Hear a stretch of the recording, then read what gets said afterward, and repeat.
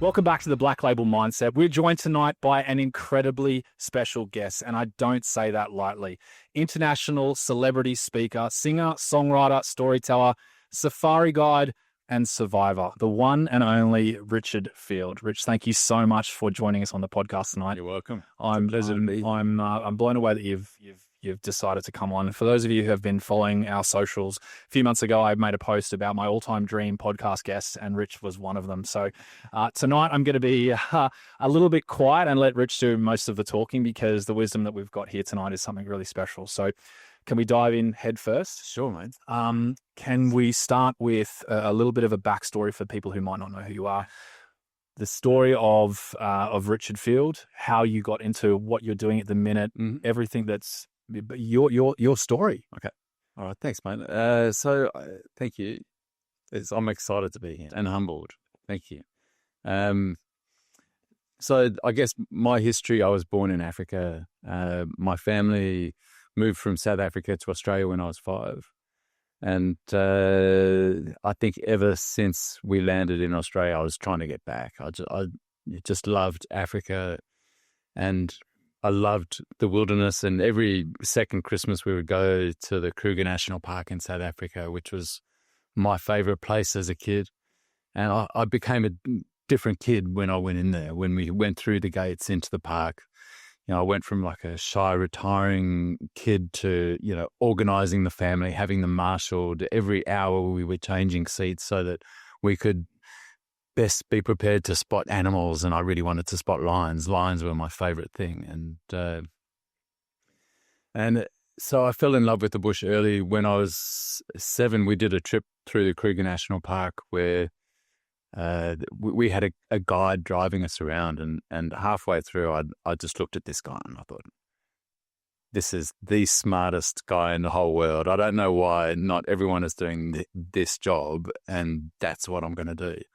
And so from that age, I just pretty much knew that working as a safari guide was, and I just had to get through whatever I needed to get through, which was, I refer to it as my 10-year sentence to a private school here in Sydney, and which I was just busting to get out of. But I was completely unprepared for the world as well, which, I had no idea what was awaiting me in the world. I just figured that I'd go and be a safari guide, but,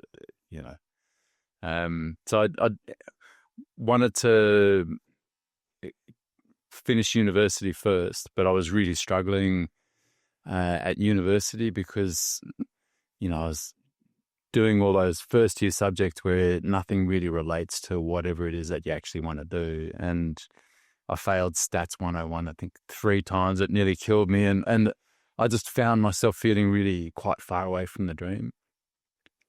And the further away from the dream I got, the more alcohol I was drinking at that time, and I was borderline alcoholic, I reckon. And so my mum and dad suggested that I'd take a break and take 6 months off and go to Africa, and I did that. And I ended up living in Botswana and working in the Okavango Delta, and finding that Botswana is just the most incredible country. And fell in love with it, and I wanted to just stay there and work as a guide. But a wonderful man called Matt Ives, who is my inspiration as a safari guide, he said, no, you need to go and finish your degree. You need a degree in order to get a work permit here. So I went back, blitzed my degree, smashed it, and worked for 6 months in Sydney to earn some money, and then was gone, and off to Africa with my partner, my girlfriend at the time, now my wife and mother of our 2 kids. As far as the story of, for those people who don't know, I would love if we can to dive down. Can we call it the incident? Yes. Can we call it the incident? Alrighty. I would love to explore that. Sure. And hear a little bit more about that. Okay. So it's interesting because, lions were the driver for me to become a safari guide. I had this magnetic thing about lions. I'd look at them and it was like the hair would stand up on the back of my neck, and which is kind of understandable because they're killing machines, really. And but it was an intense feeling, and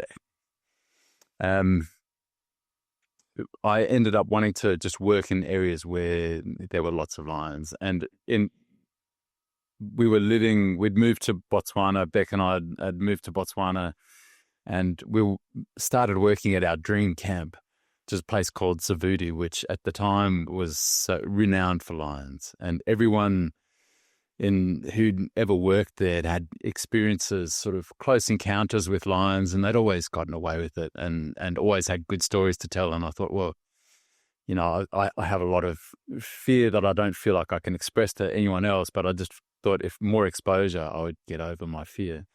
And sort of 2 weeks into working at Savudi, I had some VIP safari guests, some safari travel agents, people who kind of do what my job is now and organize safari travel. And they were on my vehicle, and we set off early one morning and we found the tracks of a lioness with tiny baby cubs. And I knew that this was a high intensity thing and I needed to be on, that I couldn't mess around with his situation. And, but I'd heard her come through the night before. I knew the tracks weren't super fresh, but her tracks didn't just disappear. They followed the road in the exact direction that I was planning on going that morning. And it was the easiest tracking I've ever done. We were driving along, following along behind these tracks, and they started looking super fresh. And I started panicking because I really wanted to show this to these really experienced guests. And I got to a point where I thought I need to try and find, I started speeding up, and I made a couple of mistakes basically. And I sort of overshot the tracks. So she'd left the road somewhere behind my car and I didn't know where. And now I wasn't sure what to do. And I had a good look around, and I decided that the best thing for me to do is just to walk back behind the car and just find the tracks, then get back in the car and then go and have a look. And I was pretty sure I'd seen the tracks pretty shortly. I thought maybe they might be 10 meters behind the car, but 10 meters they weren't there, 20 meters they still weren't there. And I'm having to push myself because my legs were shaking. My body was telling me this was not a good idea. But my mind was going, come on, Richard, you're a big, brave safari guy. Come on, just do it. Just pretend, And at 30 meters, I found the tracks, sort of heading off into the bush. It's oh, okay.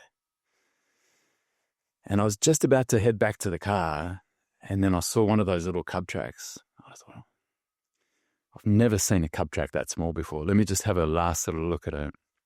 And I was kneeling down, and I heard a little rustle in the bush. I thought, oh, shit. And I looked up, and there she was, coming around the side of a termite mound, full pace. And so that was a moment, and I knew I had to stand my ground. With a lion, if you can't run, because if you run, you become food. But humans, we've been chasing them, lions with spears and guns, for thousands of years, so they're instinctively afraid of us.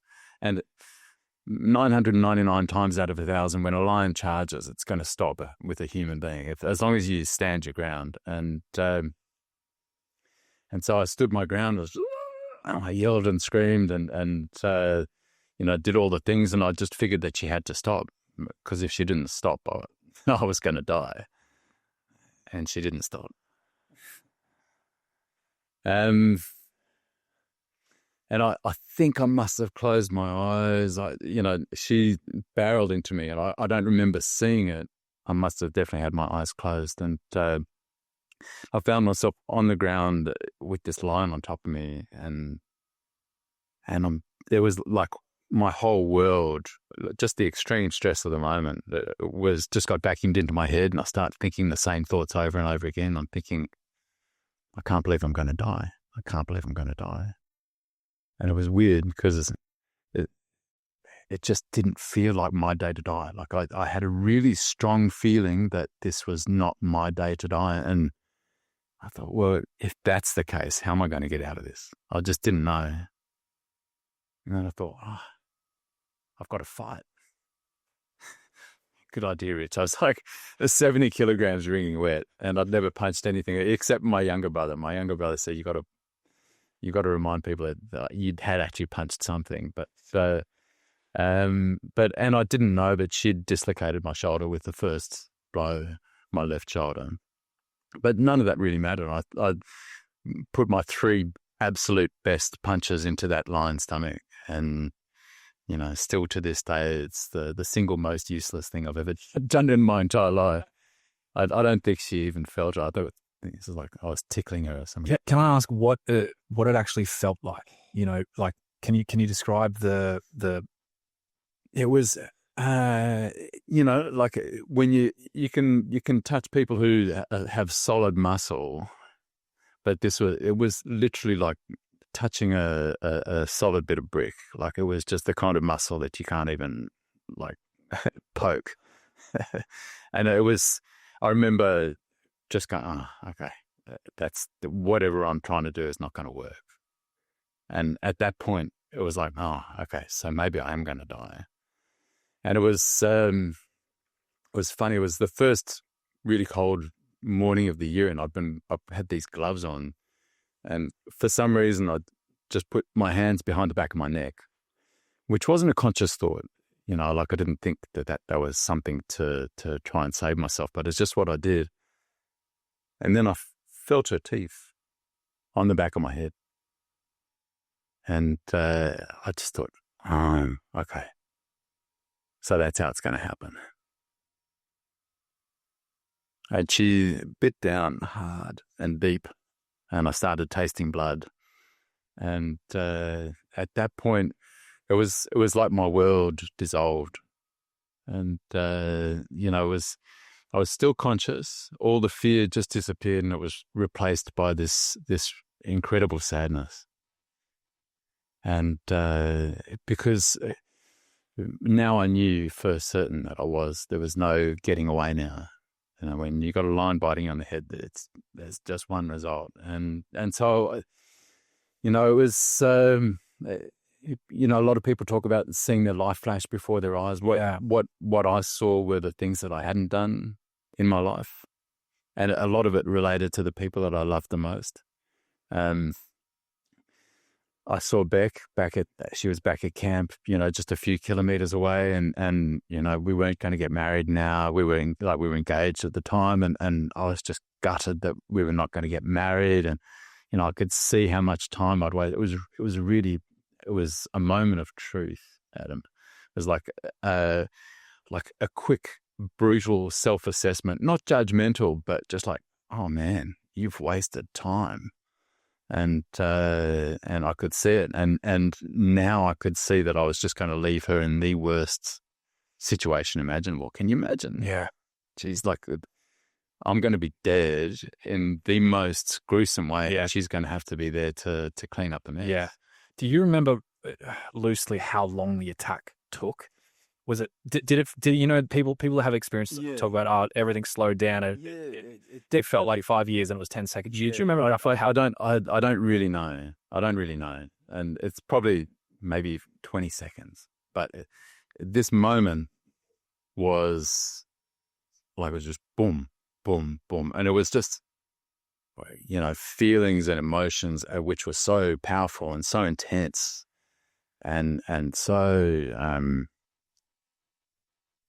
just like detailed and rich and but it's just painful. Like so painful. Speaking of pain, is that physical pain or was it emotional? No, there was no physical pain. I felt no physical pain until after the attack, when I tried to get in the vehicle. I realized my shoulder had dislocated. That was the first real pain I had. It was just all emotional pain. And I could see how much time I'd wasted with Beck, and then I thought about my family. I could see my mum and dad and my brothers and my sister, and And I could see that they'd always shown me so much love, and that I'd grunted my way through my teenage years and into my 20s with my family, and took them for granted, and never really showed any expressions of love because that just wasn't cool. But now it's like, oh, geez, I'd just anything just to let them know how much I love them, and how grateful I am to have them as my family. Yeah. Then the next thing I saw was my group of friends from university, and they were walking across an open grassy field, and they were all dressed in like suits, and they were at my funeral, and they were hugging and they were crying, and this all took place as the lion has yep your head in her mouth. This is like boom boom. It's like a vision that I could see, but the feelings were so strong, and these guys, you know, my friends from university, and always having a joke and taking the piss out of each other. But in this moment, they were just hugging and crying and weeping. And the feeling at the funeral was that the love was incredible. You know, and the feeling was like, oh my God, it took me to die in order for me to feel that. Why couldn't I have had that while I was alive? That's what I was searching for, you know. And then I didn't see any more people after that except myself. It was basically, I could see that in my life up until that point, I'd never really given of myself. Like no one had ever actually seen me.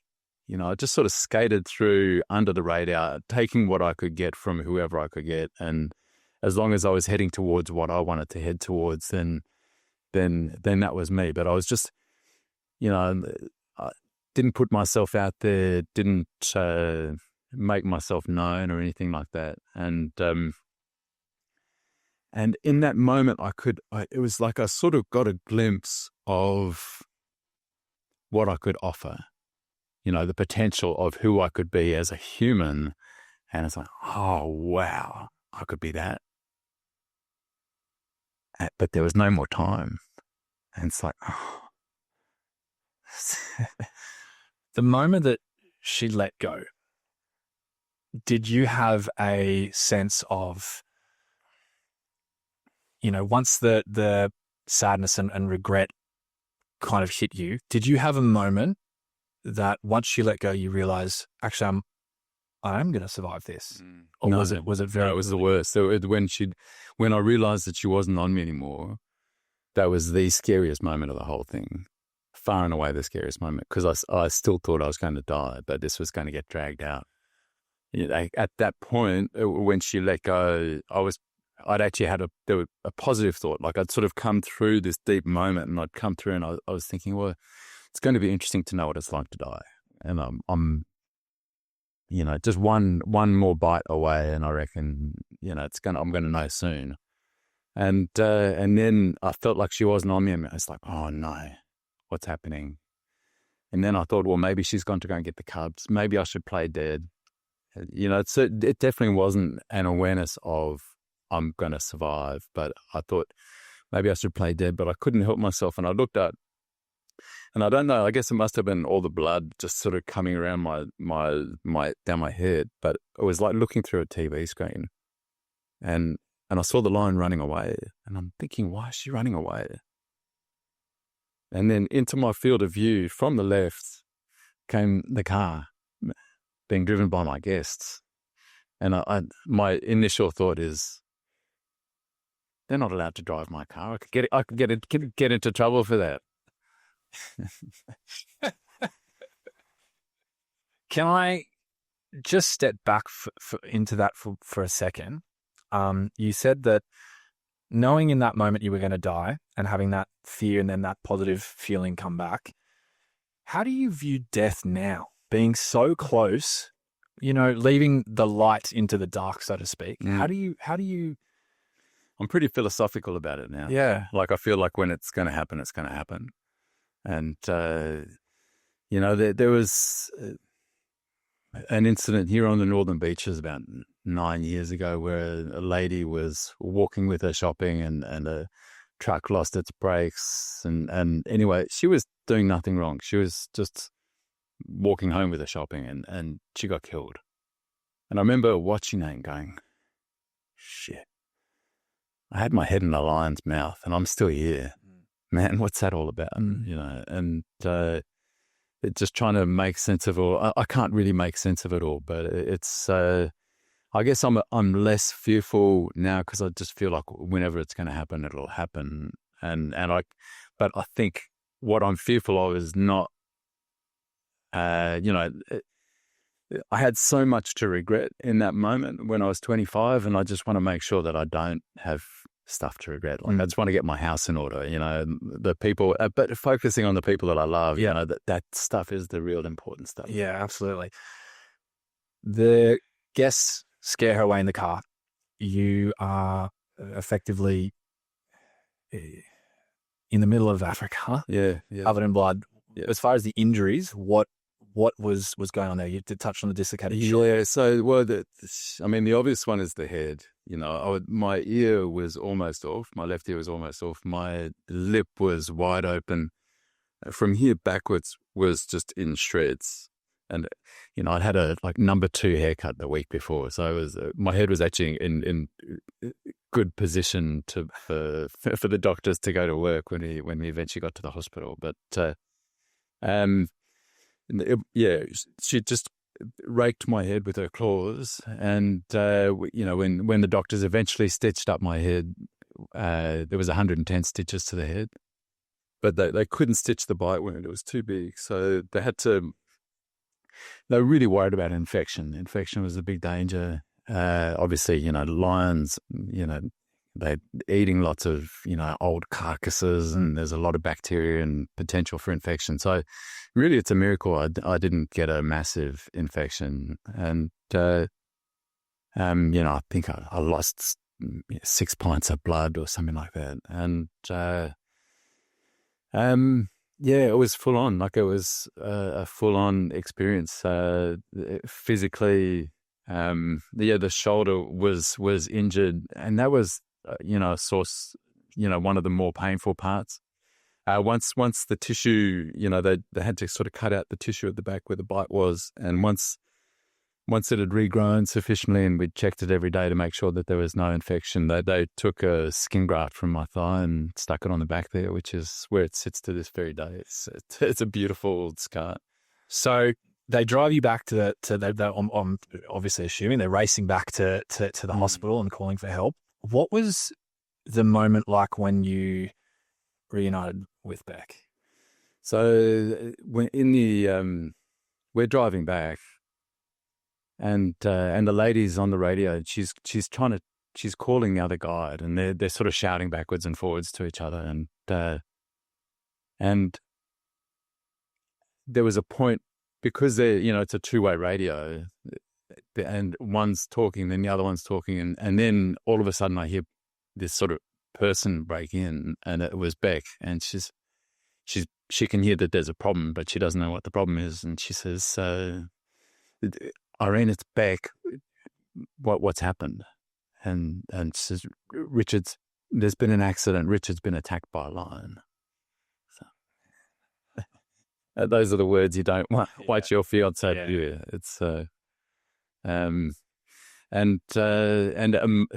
incredibly, Beck was, her voice sort of came back against. She was, straining to be even, just, and what are the injuries, and I didn't know it, but at the time, she's told me since that, she's grabbing her first aid notes, and she'd just come off a first aid course, and the scenario that she'd been given on the first aid course was a lion mauling. So she's literally flipping to her lion mauling page and just wanting to get it all right, and it was interesting when I heard her voice, I had been really feeling really sorry for myself, going, just angry at myself, and I stuffed up.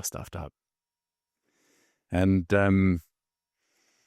but then after hearing her voice, I thought, I need to get off myself and just try and think about what I can do for myself. So I started running through my first aid protocols and going, okay, airway is good, breathing is good, circulation, bleeding, that's a problem.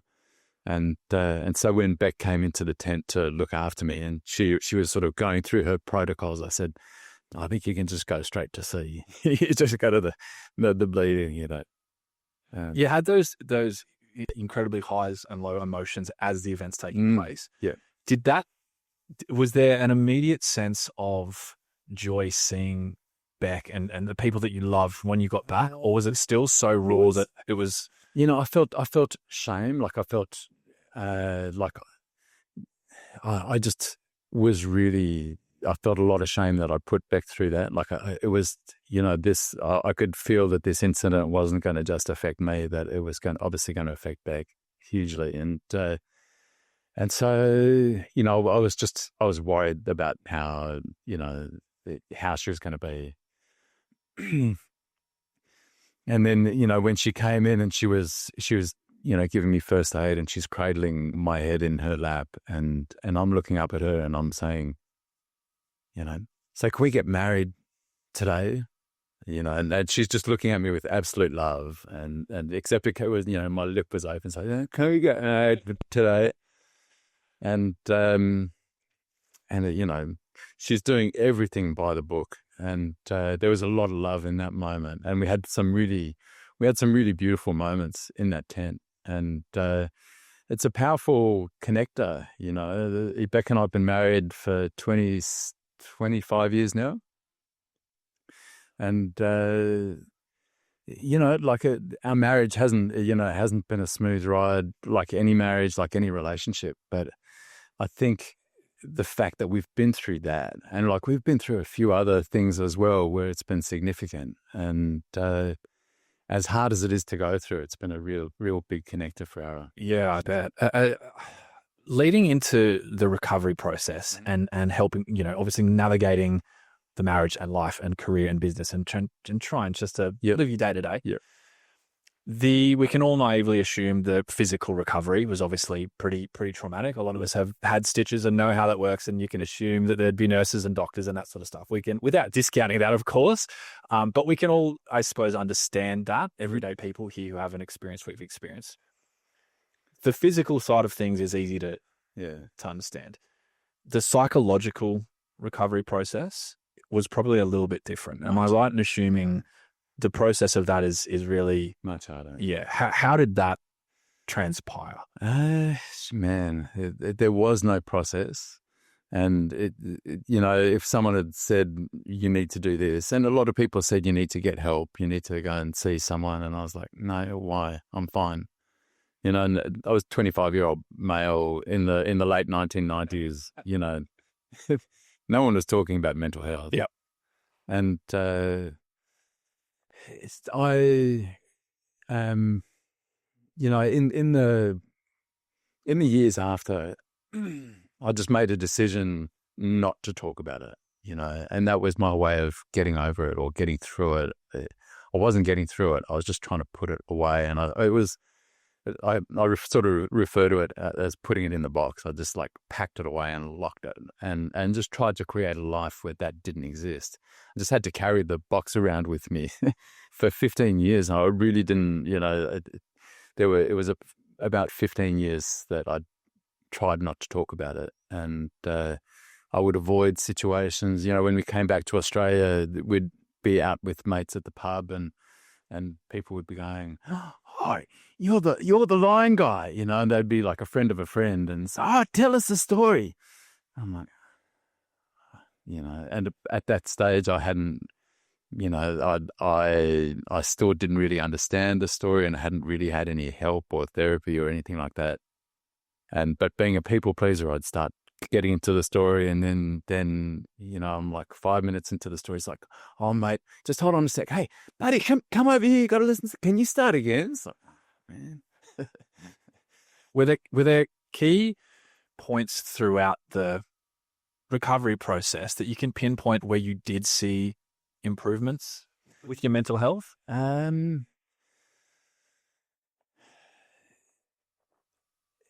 You know, and I think I just want to say what I think what's interesting about what I did was that I did everything wrong. Like if you could write a textbook on the wrong way of trying to get through a significant trauma, it's Right. like what I did. Okay. And like basically blame, denial, and being strong. And that pretty much sums up that's what I thought I needed to do in order to get through. Yeah. With my very limited knowledge of how to manage a situation. And like, it wasn't even like I felt like I needed to manage anything. It was just, I'd had a thing happen. Talking about the blame, can I ask you about that? Did you go through a stage of anger or resentment towards the lion? Yeah, I really did. Yeah. Early on very early on in the piece, I was really angry at the lion. And, I had my own justifications, there was a level of truth to my justifications. She hadn't given me a warning growl. Normally, if a lion sees you walking through the bush and it doesn't want you there, it'll give you a growl and it'll let you know that it's there and you just need to back off. And, she hadn't done that for me. And, sitting in the hospital, I could see that my career was over because I felt like I could never go back to the bush again. And because I always felt there could be some dangerous lion just hiding behind a bush somewhere waiting for me wherever I went, and I couldn't. So being a safari guide was finished. So I was angry about that, and I could see how much pain my family was in, Beck and everyone else. And I guess I wanted something to pin that pain on aside from myself. And, like that's looking back on it now. But at the time I was a 25-year-old male who, my prefrontal cortex probably hasn't developed quite fully yet.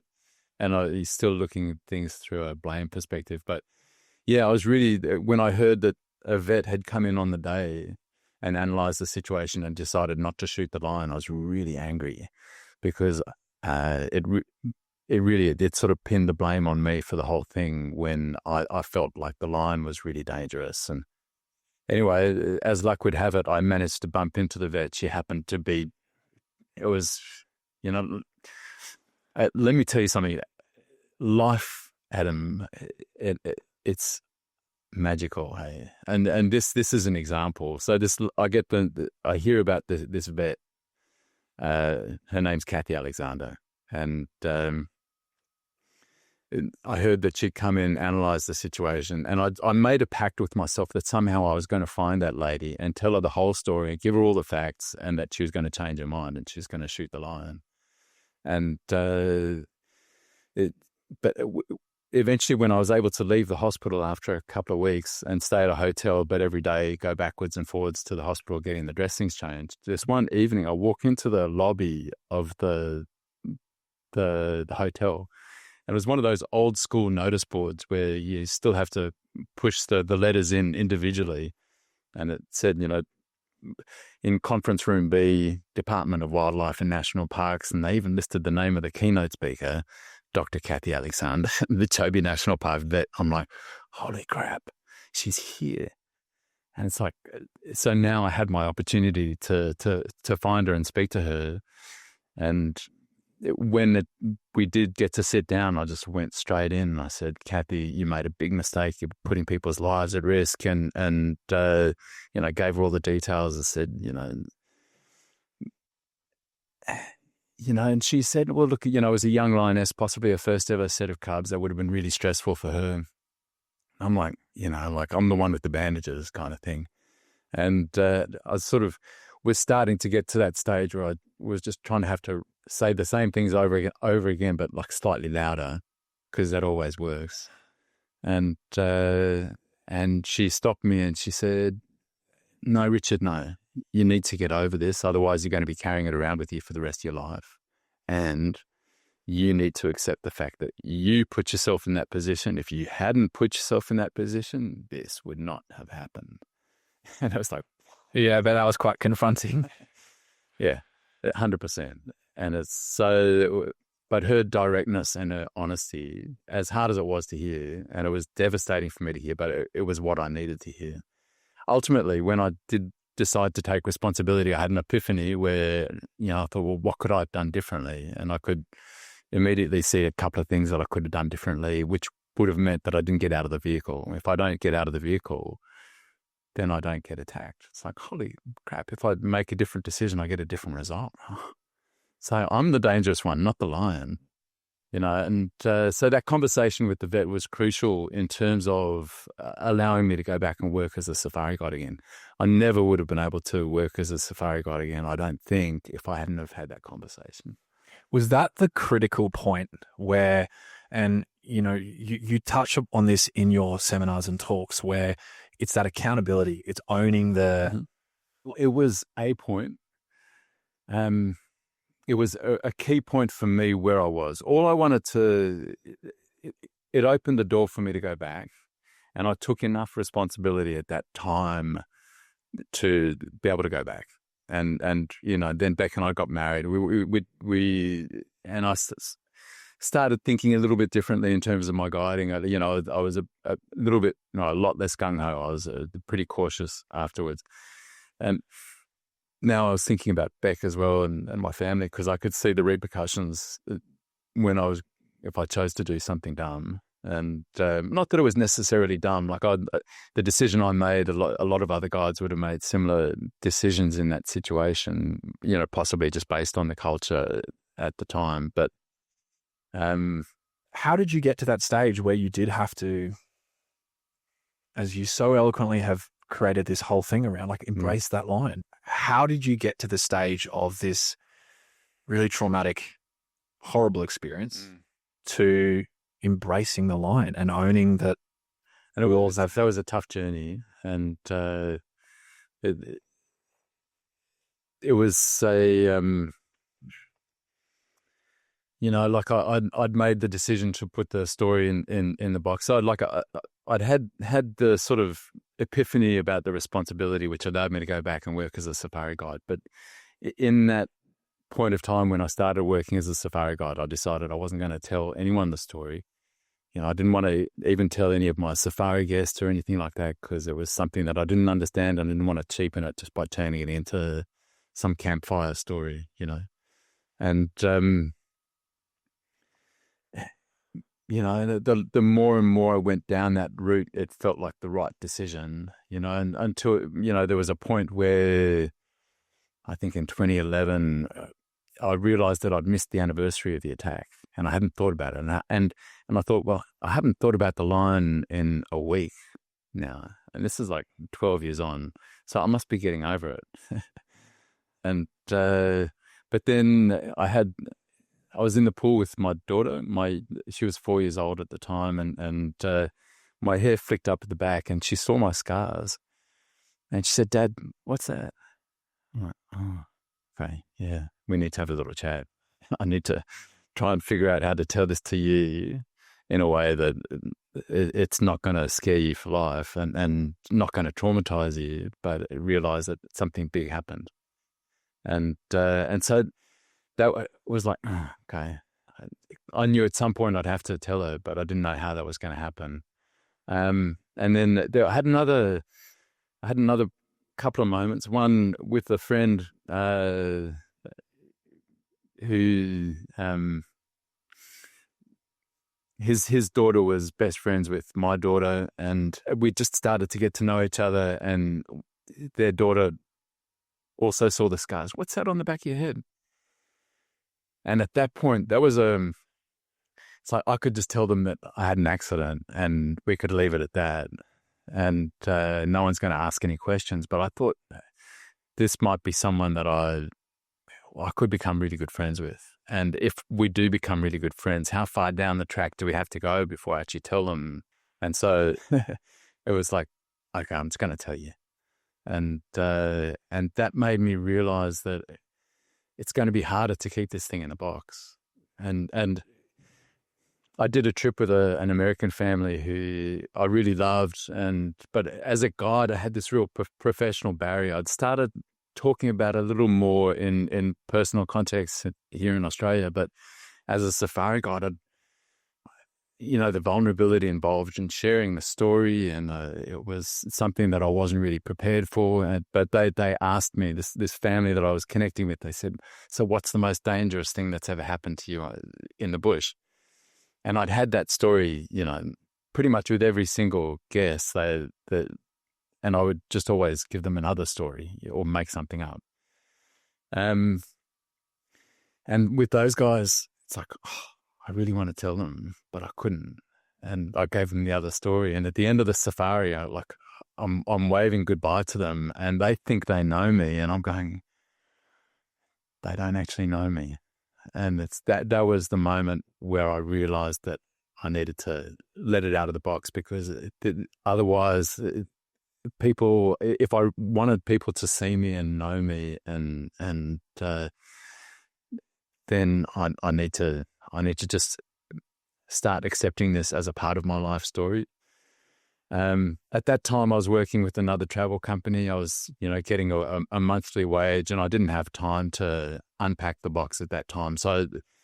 But I quit, and on my first day of being my own boss, I sort of snuck downstairs at about 5:30 in the morning, and I just sat down at my desk, and I said to myself, "So, Rich, what are you going to do with this lion story now?"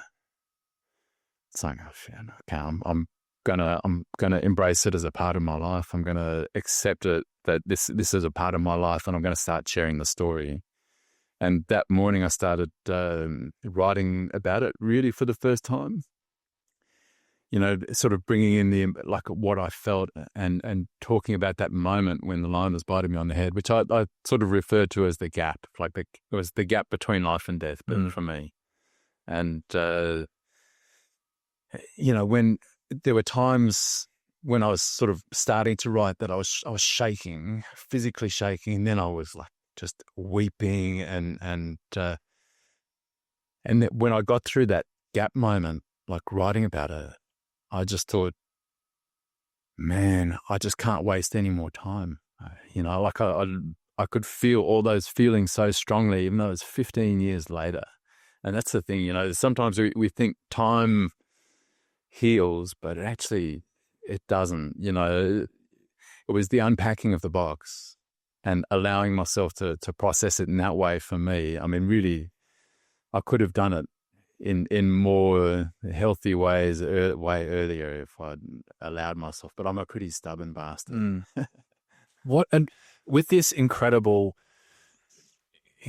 but traumatic experience, and obviously now with the benefit of hindsight and just more life experience and time, as you mentioned, is there a key piece of advice that you could share with the listeners on if people do have things in their box, and they're carrying around this box that they can do that will help them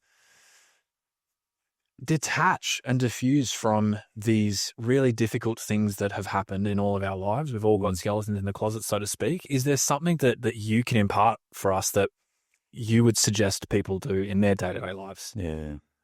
Look, it's hard, and these are really sensitive, tender moments for people.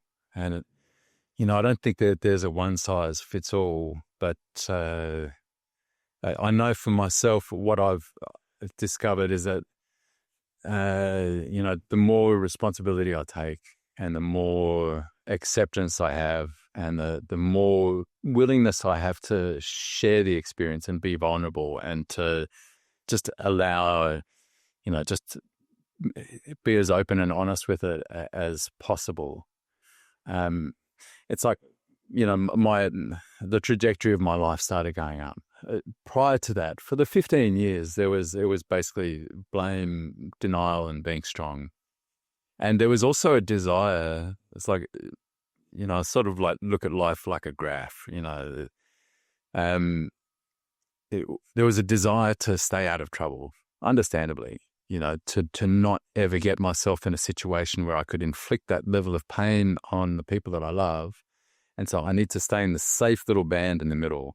And what I did was that I ended up living a life where I was eliminating all I was eliminating all the pain, but I was also eliminating all the joy, and it was you think you're sort of you're flatlining. Yep. And you are flatlining, and flatlining is like spiritual death. You don't really want to do that.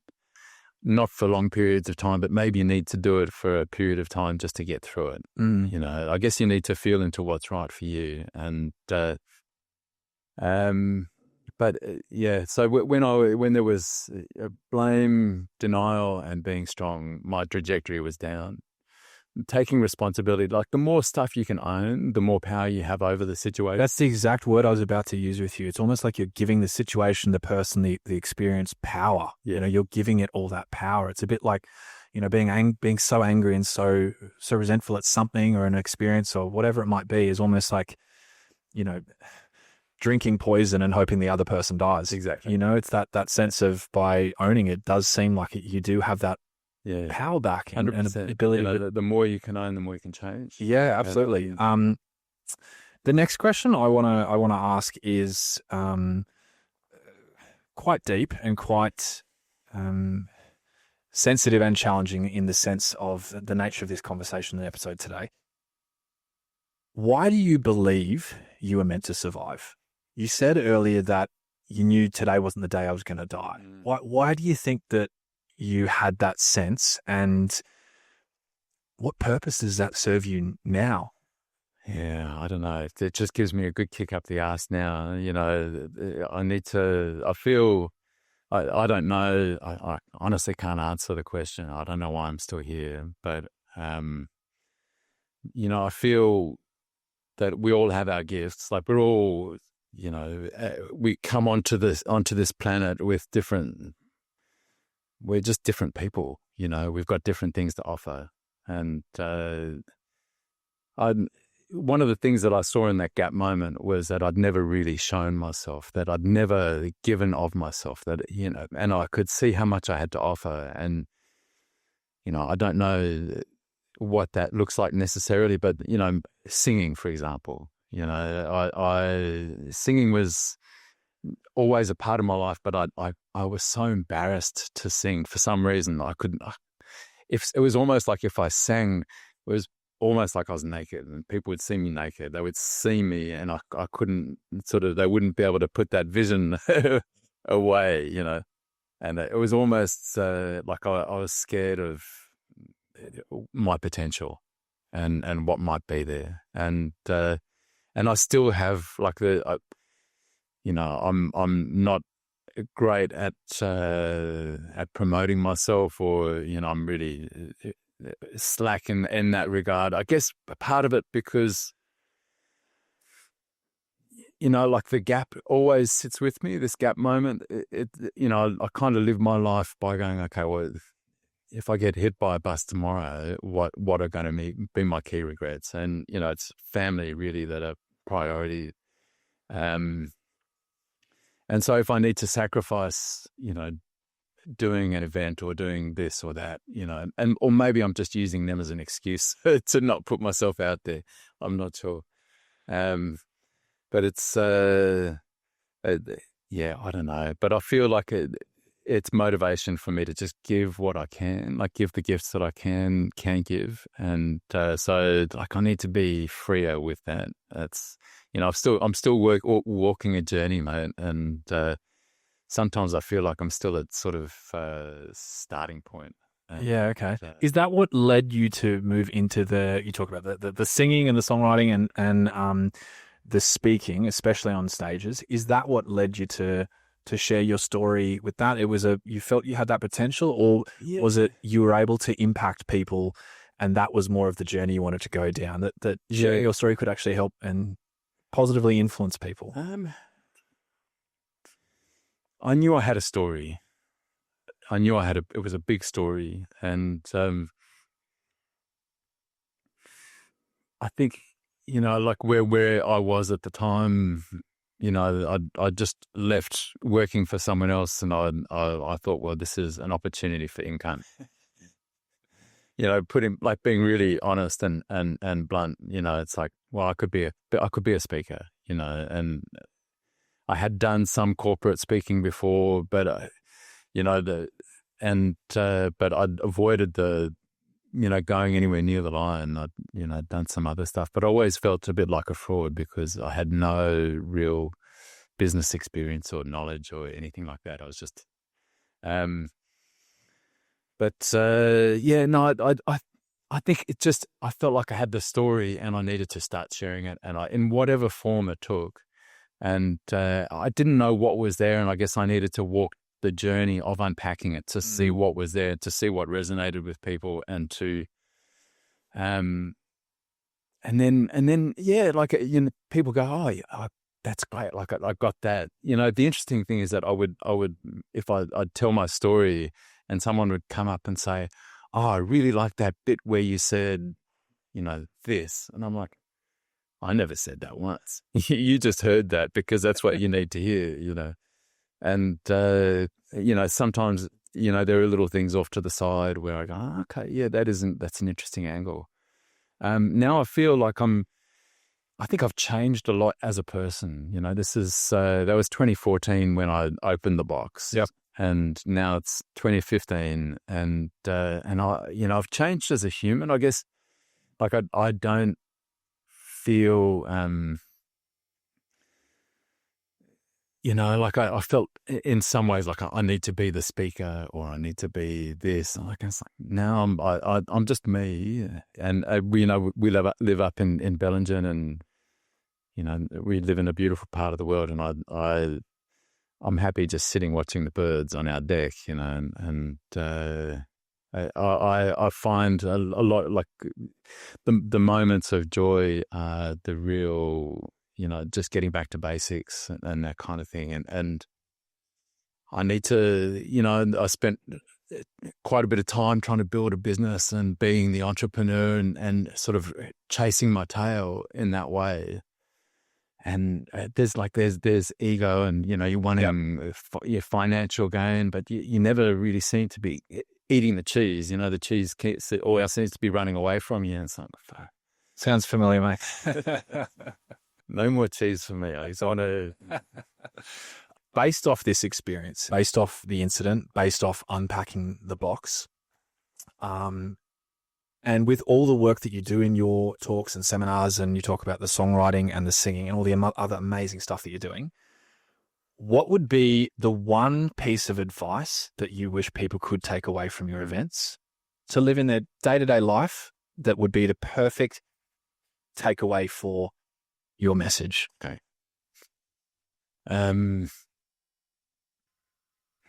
You just want one. You can expand if needed. I would say if something happens to you in your life, if life gives you something and it then it's yours. If it gets given to you, it's yours. And, I had 15 years of denial. Now I understand that for some reason, this is my story, and I could have saved myself a whole lot of pain. Here's one. Okay. If something happens to you that you're not happy with, really you either have a choice. You're either going to lean out of the experience or you can lean in. And either is valid, understandably, but the more you lean out, the harder, longer, more painful the process is. But if you can lean in, it's like going down a water slide. You don't know where this thing's going to take you, but you can get to a point where somewhere down the line, and it might be 10 years from now, because these are experiences that we don't ask for. And these are painful, traumatic moments. But at some point down the line, if you can lean in, you'll go, okay, all right, well, there's this. And you're not sort of going, that's okay. Like you might still be in extreme pain, or you might still have a lot of loss. But now you can make a difference for someone else who might be going through the same thing that you went through. And I think that's a beautiful process for people who... we've all gone through challenges, but when we can embrace them, then we can and share them, then ultimately they can serve as a pathway for other people who are going to be walking that journey later on. Okay, that's an amazing answer. Thank you. It's almost like coming full circle. Speaking of coming full circle, can I ask, have you been back to the attack site? Yeah. We're back in the area probably within 12 months of the attack, and but I didn't get out and walk around. But later on that year, I was with some amazing videographers, people who I'd idolized growing up because they'd done these amazing wildlife documentaries, and they'd spent a lot of time in that area, and I had them as my guests, and I was in my first afternoon. I was like trying to guide them and tell them all the information which they'd actually given me. I was, man, this isn't working, and so eventually we just traveled together, and they guided me, and we got to the point where I showed them the termite mound. I drove past it, and I said, I got attacked by a lion. Yeah, this is the spot. And they're like, do you want to walk around it? So, I'm not sure. And so we got out and we walked around it together, and it was beautiful. I mean, at that point, I didn't, like, now when I go there, it's just, it's like, I guess almost like a little sacred site for myself in a way. But it's, it was a moment. I had a moment, Adam. And, now it's a gift for me. But I have to be careful in saying that, because I know that it's still, my mum and dad, 25 years on, they still get wobbly when we talk about it, and Beck, I did a show in April where, this all comes up again, and it re-stimulates trauma for other people that, it's not just me and God in this whole thing. And, so yeah, it's a tricky recovering from a situation like that, where it's not just you that's affected. Yeah. Did you see that particular lion again? Yeah. So that's a good story. This is like we've, when we got back to Botswana, a year later, she'd lost her cubs, which is understandable. Lions, there's a high mortality rate amongst cubs. And so when I couldn't sort of pinpoint her from the rest of the pride members. There were a few really big females. And so I never really knew which one was her, and I didn't want to know at that time, because I still kind of had a little bit of edge towards the lion, Okay. Still a little bit. Was it you? Was it? But when we moved back to Australia at the end of 2004, we went through some challenging times coming back here, not knowing what to do. I didn't know. I just knew that I wasn't going to be able to work in an office. But aside from that, I had no idea what I was going to do here. And we had a couple of tumultuous years, but where we decided we're not going to go back to Africa, because if we do, it might just be too easy to go back, and we need to make a go of it. Anyway, when we eventually did go back, we went and revisited. We were going to go back to the Linyanti area. And leading up to that trip, I had a dream. And in that dream, I was sitting on the banks of the Linyanti River. It was a hot day, there was dust swirling, and I look, and about 1 kilometre away, I see a lioness come out of the tree line, walk onto the floodplain, and she starts heading in my direction. And she walks closer and closer and closer. And in the dream, I get to a point where I think, if I'm going to get out of here, I need to go now. But I didn't. And she just keeps walking, and she keeps walking, and she keeps walking until she's a meter away. And I think she's going to just keep walking, but she stops. And she turned her head and she looked at me.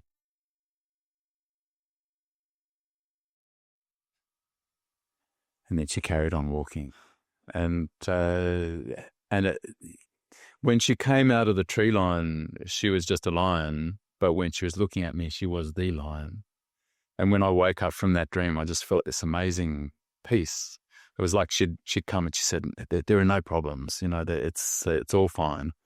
And it was real. It was beautiful. Like I was weeping when I woke up. And there was the only recurring dream I've ever had in my entire life. I had that dream 3 times. And then we flew into the Linyanti, and I knew that I was going to go right past that area.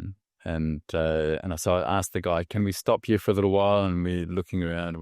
There's no lion. Anyway, the next morning we're on a game drive with another guide, and I didn't think anything of it. I just thought we would go somewhere else, but it was out of our hands. And we're driving. He says we're heading up towards Livingston's Crossing, which is the exact place where my dream had been. Someone's seen a lioness with cubs. I think, well, that's interesting. I picked my ears up when he told me the location, and we drive and we find that she's sleeping under a bush, and the cubs, she got 2 sort of 5 or 6 month old cubs that are running around, and amazing that we've seen a lion in the same spot as I had my dream, but it wasn't life changing. But then then she got up from this shady spot, and I thought she was just going to go and walk and find another piece of shade. And it was sort of 10 o'clock and hot at that stage. So, but she came and she walked, and I was in the very back seat, which sort of overhangs the back of this open Land Rover. And she walked right next to me. She looked up at me, and then she came and lay right below me, about 1 meter away, and went to sleep for 15 minutes. And she's now kind of in the sun. She's gone from a shady spot to in the sun. I'm like, I don't know what's going on here, but I'm excited.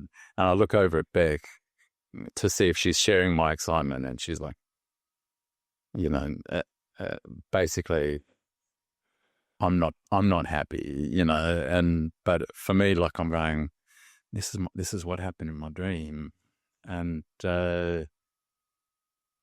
anyway, I just thought she was one of the local pride of lions. And so when she got up and she moved off, and we drove off and head back to camp, and I said to the guide, so is she part of the King's Pool Pride? Is she in this area?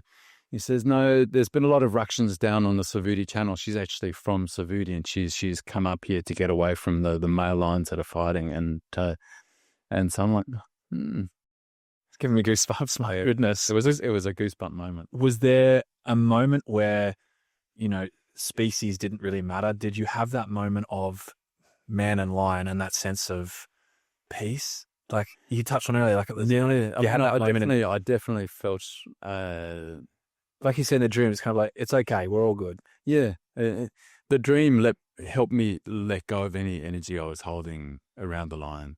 And so when I had that moment, I was feeling a lot of love, for sure, and awe, and just, oh my God, I can't believe this is actually happening. Like, this is happening. Yeah. Wow. And Beck was like, I can't believe this is happening, again, and she could jump up and grab you, and that was what was happening in her mind. In my mind, I was like, this is what I dreamt. Yeah, wow. Well, in the score of your life, probably the 2 most important females in your life, when you think about it like that. Yeah.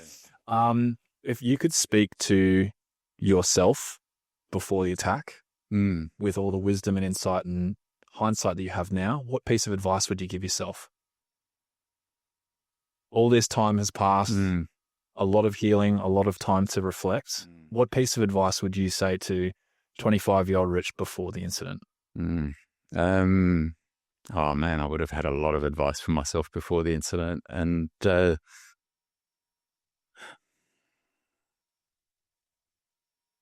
I think, if you've got a gift, you've got to give it, and so don't leave room for regret. And but I think, and I've always kind of been a little bit hard on myself.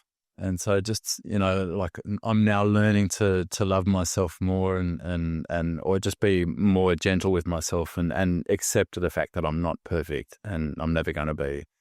And I think that would probably be my advice as well, because that's going to lead to a lifetime of slightly less stress. I think a lot of the stress comes from the internal anguish we have with ourselves. If we can let that go and start loving ourselves with a little bit more, then we'll have more love for the dog and for your kids and for your partner.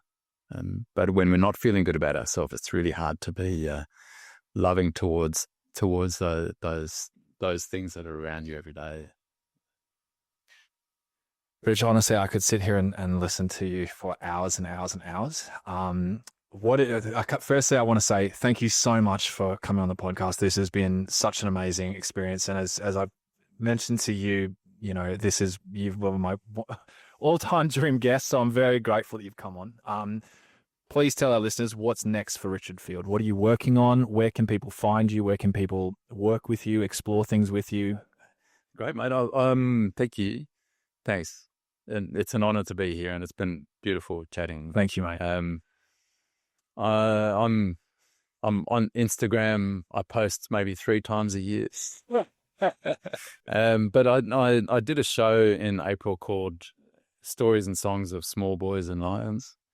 And I do want to bring that show down to Sydney, maybe September, October, or November, something like that. Yep. Maybe November.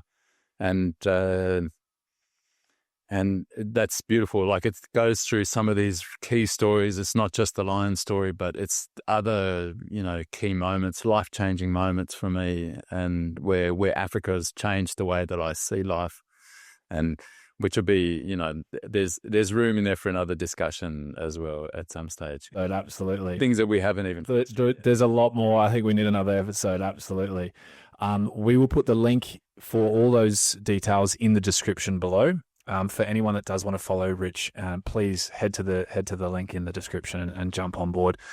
We will definitely be at that show. I promise you, we'll make it to that. And I encourage all of you to join on as well. I'll make sure to post all of that information on my socials over the next few weeks and months. Rich, thank you so much for coming on. We really appreciate it. That's a wrap tonight. Thank you so much for listening. We'll see you next time on the Black Label Mindset.